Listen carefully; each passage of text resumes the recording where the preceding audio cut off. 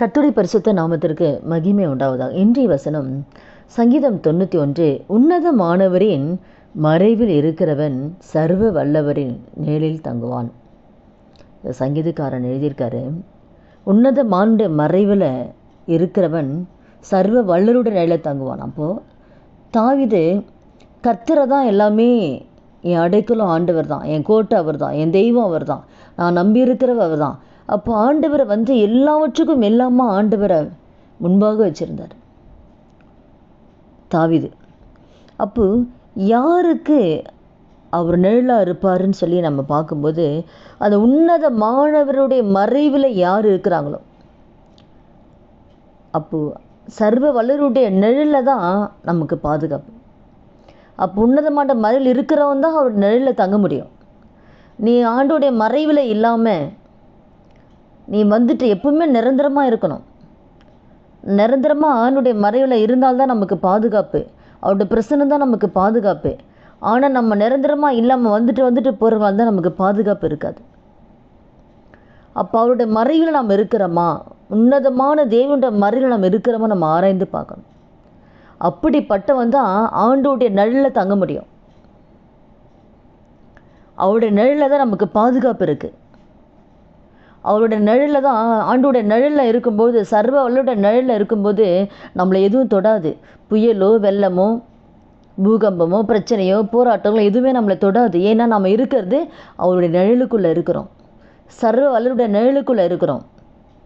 யார் சர்வ வல்லருடைய நிழலுக்குள்ளே யார் இருப்பாங்கன்னா, அவர் மறைவில் யார் தங்கி வாழுறாங்களோ அவங்களுக்கு தான் அந்த நிழல். நிரந்தரமாக நம்ம அவருடைய நிழலில் இருக்கிறோமா, அவர் மறைவில் இருக்கிறோமா? அப்போ அவருடைய மறைவில் இருக்கிறோன்னா தேவன் எதிர்பார்க்கிற பரிசுத்தம் நமக்கு இருக்கா? பாவம் செய்து அவருடைய மறைவில் நம்ம வாழ முடியுமா? தேவனுக்கு பிரியமில்லாத சுபாவங்கள் இருந்தால் அவருடைய மறைவில் நம்ம இருக்க முடியுமா? அவருடைய நிழலில் நம்ம தங்க முடியுமா? சிம்சோன் ஆண்டவர் அவனை விட்டு விலகினதே தெரியாமல் அவன் இருக்கான் சிம்சோன்.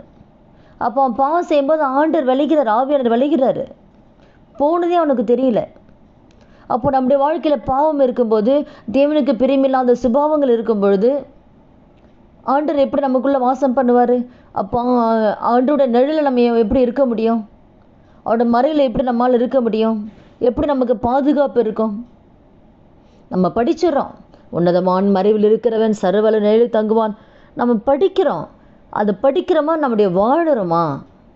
அந்த உன்னதமானுடைய மறைவில் இருக்கக்கூடிய தகுதி நமக்கு இருக்கா? அந்த பரிசுத்தம் நமக்கு இருக்கா? அந்த கர்த்தருக்கு பயப்படுகிற பயம் நமக்கு இருக்கா? நம்ம பாவத்துக்கு விலகி ஓடுறோமா? யோசேப்பு ஆண்டவர் இல்லைதான், ஒரு பாவம் வருது அவனை தேடி, உடனே தேவனுக்கு விரோதமாக நான் பாவம் செய்ய மாட்டேன், அந்த பாவத்துக்கு விலகி ஓடுறான்.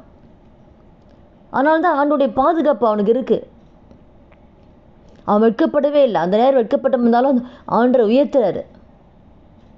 அப்போ நம்ம கர்த்தருக்கு பயப்படுகிற பயம் இருக்கா? பாவத்துக்கு விலகி ஓடுறோமா? அவருக்கு பிரியமில்லாத சுபாவங்கள் நம்முடைய வாழ்க்கையில் இருக்கா? அதனால் நம்மை நாமே ஆராய்ந்து பார்க்கணும். எந்த சூழ்நிலை நம்ம ஆண்டவரை துக்கப்படுத்தவே கூடாது. தேவனை துக்கப்படுத்துகிற காரியங்கள் நம்மகிட்ட இருக்கா? ஆண்டுடைய மறைவில் இருக்க எந்தெந்த காரியெல்லாம் ஆண்டுக்கு பிரியமில்லாமல் நம்ம செய்கிறோம்? நம்ம ஆராய்ந்து பார்த்து, ஆண்டவரே என்னோட மறைவில் இருந்தால் தான்ப்பா எனக்கு பாதுகாப்பு, உன்னோட மறைவில் இருக்கிறவன் தான் அவருடைய நிழலில் தங்க முடியும். ஆண்டுடைய மறைவில் இருக்கிறவன் தான் சர்வ வல்லருடைய நிழலில் தங்குவான்.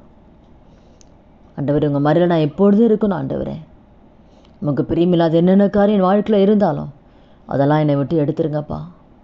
உங்கள் மறைவிலேருந்து எங்களை எடுத்துடாதீங்க ஆண்டவரே. அவருடைய மறைவில் இருந்தால் மட்டும்தான் நமக்கு பாதுகாப்பு. கொள்ளை நோய்கள் வரும்னு சொல்கிறாங்க, என்னென்னவோ தேசத்துக்கு விரோதமாக தேசத்தில் வரப்போகுதுன்னு சொல்கிறாங்க. ஆனால் என்ன தேசத்தில் வந்தாலும் அவனுடைய மறைவில் நாம் இருக்கும் பொழுது, நம்முடைய குடும்பம் இருக்கும் பொழுது எந்த காரியம் நம்மளை சேதப்படுத்தாது. அது பூகமாக இருக்கலாம், அது என்ன வேணால் இயற்கை பேரழிவு வரட்டும், ஆனால் நம்மை தொடாது, நம் குடும்பத்தை தொடாது. ஏன்னா நம்ம சர்வ வல்லருடைய நிழலில் இருக்கிறோம், அவருடைய நிழலுக்குள்ளே இருக்கிறோம். அவருடைய மறைவில் இருக்கும்போது எதுவுமே நம்மளை தொடாது.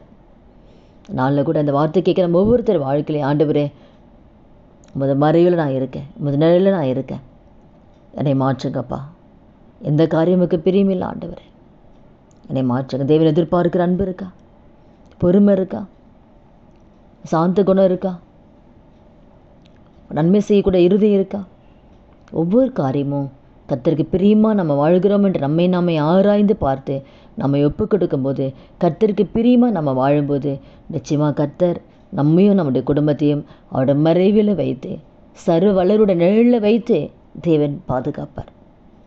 அப்புறம் எந்த காரியத்தை குறித்து அதில் வருகிற கடைசியாக வருகிற வாசனெல்லாம் பார்க்கும் பொழுது, யார் நமக்கு எதிர்த்து வந்தாலும் நம்மை தொடவே தொடாது. உன் பக்கத்தில் 1000 பேர் வந்தாலும் சரி, 10000 பேர் வந்தாலும் சரி, எதுவுமே நம்மை தொடாது.